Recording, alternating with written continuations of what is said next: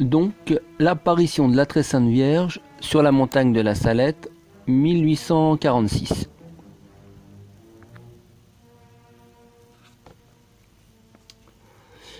Elle dit: les prêtres, ministres de mon Fils, les prêtres, par leur mauvaise vie, par leur irrévérence et leur impiété à célébrer les saints mystères, par l'amour de l'argent, l'amour de l'honneur et des plaisirs, les prêtres sont devenus des cloaques d'impureté.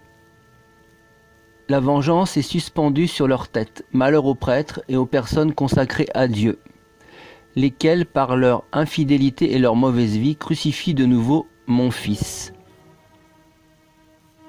Il ne se trouve plus personne pour implorer miséricorde.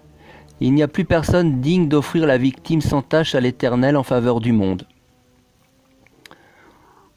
Les chefs, les conducteurs du peuple de Dieu ont négligé la prière et la pénitence, et le démon a obscurci leur intelligence.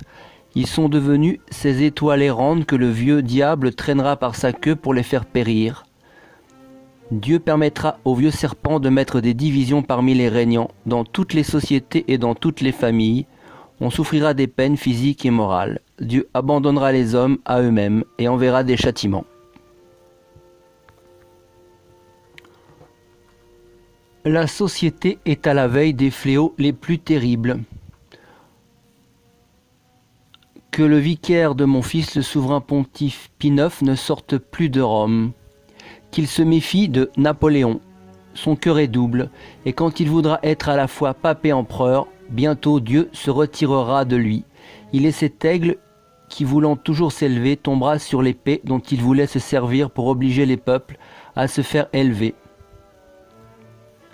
Les religieux seront chassés, on les fera mourir, et mourir d'une mort cruelle. Plusieurs abandonneront la foi.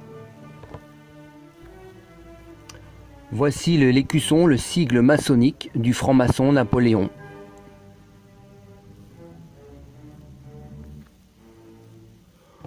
On verra l'abomination dans les lieux saints. Pour un temps, Dieu ne se souviendra plus de la France.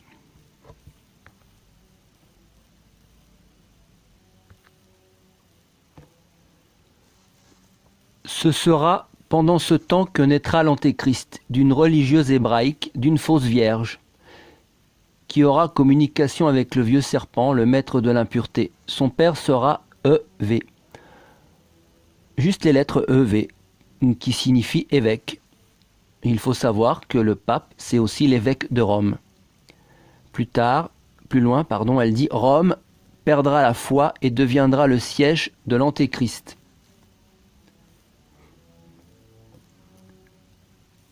J'appelle les apôtres des derniers temps, les fidèles disciples de Jésus-Christ.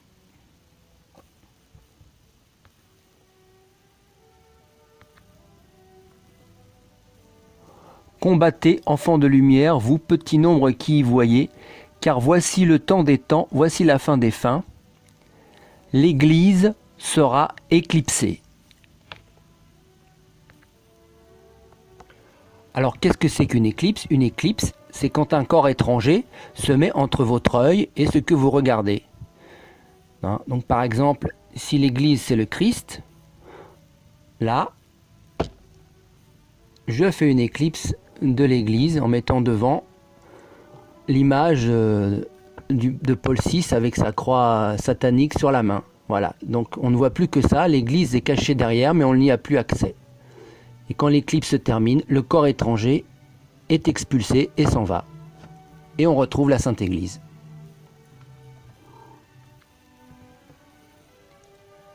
Il y aura des guerres, jusqu'à la dernière guerre qui sera alors faite par les 10 rois de l'Antéchrist.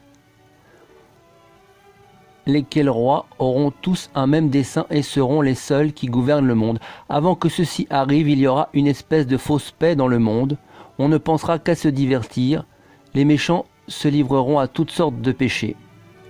Mais les enfants de la Sainte Église, les enfants de la foi, mes vrais imitateurs, croîtront dans l'amour de Dieu et dans les vertus.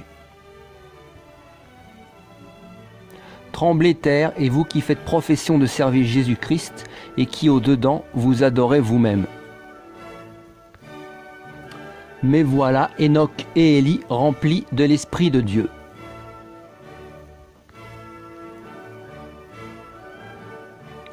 Tout l'univers sera frappé de terreur et beaucoup se laisseront séduire parce qu'ils n'ont pas adoré le vrai Dieu, le vrai Christ vivant parmi eux. Il est temps. Le soleil s'obscurcit, la foi seule vivra. Voici le temps des temps, l'abîme s'ouvre, voici le roi des rois des ténèbres. Voici la bête avec ses sujets se disant le sauveur du monde.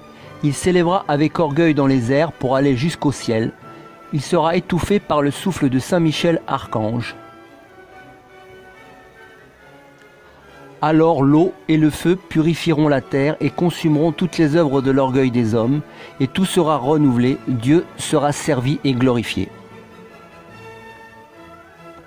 Voilà, je vous ai lu quelques extraits du message de la Sainte Vierge à la Salette, et si vous le désirez, vous pouvez le consulter en entier.